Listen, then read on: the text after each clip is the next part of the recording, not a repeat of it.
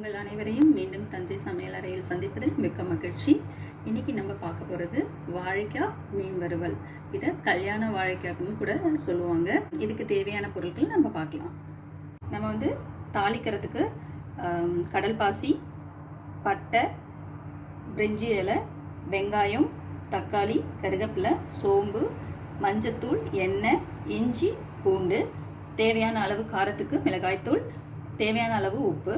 நம்ம வாழைக்காவை இந்த மாதிரி கட் பண்ணி தண்ணியில் போட்டு வச்சுருக்கோம். இது ஆக்சுவலாக இந்த மாதிரி ஷேப்பில் நம்ம கட் பண்ணிக்கணும். அதனால தான் இதுக்கு பேரே வாழைக்காய் மீன் வறுவல். இந்த மாதிரி கிராஸாக நீங்கள் கட் பண்ணினீங்கன்னா இந்த மாதிரி ஷேப் கிடைக்கும் உங்களுக்கு. வாழைக்காவை இந்த மாதிரி கட் பண்ணிவிட்டு நம்ம தண்ணியில் போட்டு வச்சுக்கலாம். இதை எப்படி செய்யணும்னு நம்ம பார்க்கலாம் வாங்க. இப்போ வந்து நம்ம வாழைக்காய் வந்து ஃபஸ்ட்டு எண்ணெயில் போட்டு ஃப்ரை பண்ணி எடுத்துக்கணும் இந்த டிஷ் செய்யறதுக்கு. அதுக்கு நம்ம வாழைக்காயில் என்ன பண்ணலாம் அப்படின்னா கொஞ்சமாக மஞ்சத்தூள், ஏன்னா நம்ம அப்புறமும் நிறைய போடுவோம். ஆனால் இப்போ வந்து இது கொஞ்சம் உள்ளே வேகிறதுக்காக கொஞ்சமாக மஞ்சத்தூள், தேவையான அளவுக்கு கொஞ்சமாக சால்ட்டு, இந்த வாழைக்காய் செய்கிறதுக்கு மட்டும்தான். அப்புறம் நம்ம டிஷ்ஷில் நிறைய போடுவோம். இதுலேயே காரத்துக்கு கொஞ்சமாக மிளகாய்த்தூள், இதை மட்டும் போட்டு நம்ம பெசரிட்டு எண்ணெயில் போட்டு பொரித்து எடுக்கணும். அதை நான் உங்களுக்கு காட்டுறேன். நம்ம கடாயில் எண்ணெய் வச்சு நம்ம எண்ணெய் சூடு பண்ணிட்டோம். பாருங்கள், நம்ம வாழைக்காயோட ஷேப் பாருங்கள், நம்ம மீன் மாதிரி இருக்குது. ஸோ நம்ம பயந்துடாதீங்க யாரும். வாழைக்காவை மீன்லாம் போடல, வெறும் வாழைக்காய் தான், வெஜிடபிள் தான். நம்ம இதை வந்து லைட்டாக உப்பு காரம் போட்டிருக்கோம். அதை நம்ம இதில் வந்து கொஞ்சமாக ஒரு ஹாஃப் ஃப்ரை பண்ணி எடுத்துக்கலாம். ஓகேவா? ரொம்ப டீப் ஃப்ரைலாம் பண்ண வேண்டாம். ஒரு ஹாஃப் குக் வர அளவுக்கு நம்ம பண்ணி எடுத்துக்கலாம். பாதி வெந்ததுன்னா போதும்.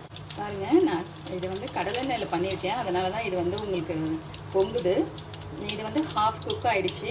நம்ம இந்த மாதிரி ஸ்டேஜில் எடுத்து தனியாக வச்சுக்கிட்டு இதே மாதிரி மித்த போர்ஷன் எல்லாத்தையுமே நம்ம வந்து எண்ணெயில் கொஞ்சம் ஹாஃப் குக் பண்ணி எடுத்து வச்சுக்கலாம். பாருங்கள், நம்ம இப்போ இன்னொரு கடாய் வச்சுருக்கோம். அதில் வந்து சட்டி நல்லா சூடாகிடுச்சு. நம்ம இப்போ வந்து எண்ணெய் போட்டுக்க போகிறோம். நம்ம எண்ணெய் ஊற்றியாச்சு. இது கூட இது வந்து அந்த ஸ்பைசஸ் வந்து நல்ல வந்து ஒரு ஃப்ளேவர் கொடுக்கறதுக்காக நம்ம யூஸ் பண்ணுறோம். 2 பிரிஞ்சி இலை, கொஞ்சமாக கடல் பாசி, கொஞ்சமாக பட்டை. இதோட ரொம்ப ப்ளஸ் பாயிண்ட்டுன்னா சோம்பு தான். அதனால் நம்ம முழுசாக சோம்பை வந்து தெரிக்கும், பார்த்துக்கோங்க.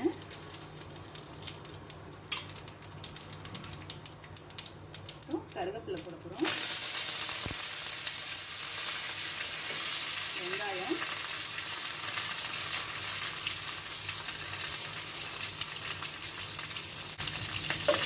வெங்காயம் நல்லா வதங்கிட்டோம். நம்ம வதங்கினதுக்கப்புறம் இது கூட மசாலெல்லாம் சேர்க்கலாம். கொஞ்சம் வெங்காயம் நல்லா வதங்கிட்டோம். நம்ம ஆஃப் குக்காக எல்லா வாழைக்காவையும் நல்லா ஃப்ரை பண்ணி எடுத்துருக்கோம். அதாவது ரொம்ப டீப் ஃப்ரை கிடையாது, சும்மா ஆஃப் குக் தான் பண்ணி எடுத்து வச்சுருக்கோம். பாருங்கள், வெங்காயம் நல்லா வதங்கிட்டு இருக்குது. நம்ம இது கூட கொஞ்சம் சால்ட் சேர்த்துக்குவோம். இப்போ இந்த கிரேவிக்கு தேவையான சால்ட் தான் நம்ம சேர்க்குறோம், அதனால் அது சால்ட் சேர்த்துக்கலாம். நிறைய பேர் வாழைக்காய் வந்து வாய்வுன்னு சொல்லுவாங்க, அதனால நான் கொஞ்சமாக இஞ்சி, நிறைய பேர் பூண்டு சேர்த்துருக்கேன். பூண்டு எவ்வளோ வேணாலும் சேர்த்துக்கோங்க, ஏன்னா வாய்வு அப்படிங்கிறனால நிறைய பேர் பயப்படுவாங்க வாழைக்காய் சாப்பிட்றதுக்கு. அதனால் பூண்டு நிறைய சேர்த்துக்கலாம். அதில் சோம்பு சேர்த்துருக்கோம், பூண்டு சேர்த்துருக்கோம். ஸோ அதனால் அதை நல்லா வதக்கிக்கலாம். நமக்கு இப்போ அந்த இஞ்சி பூண்டோட பச்சை வாசனையெல்லாம் போயிடுச்சு. அது கூட நம்ம தக்காளி சேர்த்துக்க போகிறோம். தக்காளி கொஞ்சம் நல்லா வதங்கிக்கட்டும். இப்போ பாருங்கள், நம்ம கொஞ்சம் இதுக்கு தேவையான காரம், மிளகாத்தூள் ஆட் பண்ண போகிறோம்.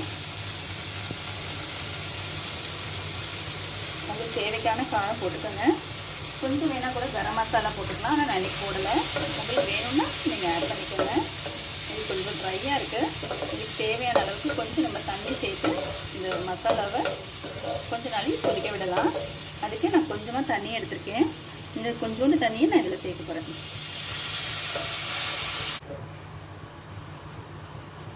இந்த அளவுக்கு தண்ணி போதும். இது கொஞ்சம் இந்த மசாலா ரெடி ஆகிடட்டும். இதில் நம்ம வந்து வாழைக்காய் போட்டு எடுத்துட்டா நம்மளோட மீன் வறுவல் ரெடி ஆகிடும். இப்போ பாருங்கள், நம்மளோட அந்த மசாலா ரெடி ஆகிடுச்சு. இந்த ஸ்டேஜ் இருக்கும்போது நம்ம வந்து இதை வந்து நம்ம இதோட ஆட் பண்ணிக்கலாம். ஆட் பண்ணி நம்ம வறுவல் பண்ணி எடுத்துடலாம்.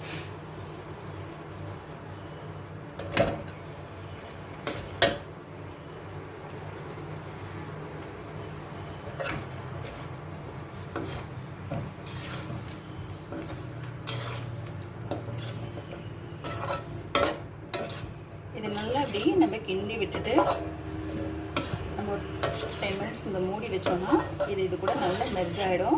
அதுக்கப்புறம் தனித்தனியாக நம்ம அது வறுத்து எடுத்துடலாம். கொஞ்சம் ஆயில் விட்டு நம்ம கொஞ்சம் ரோஸ்ட் மாதிரி பண்ணிக்கலாம்.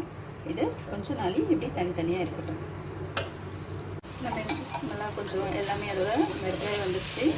கொஞ்சம் அடியில் பிடிக்காமல் இருக்கிறதுக்காக கொஞ்சமாக ஆயில் போடுறோம். உங்களுக்கு வேணும்னா போட்டுக்கோங்க, இல்லைன்னா வேண்டாம்.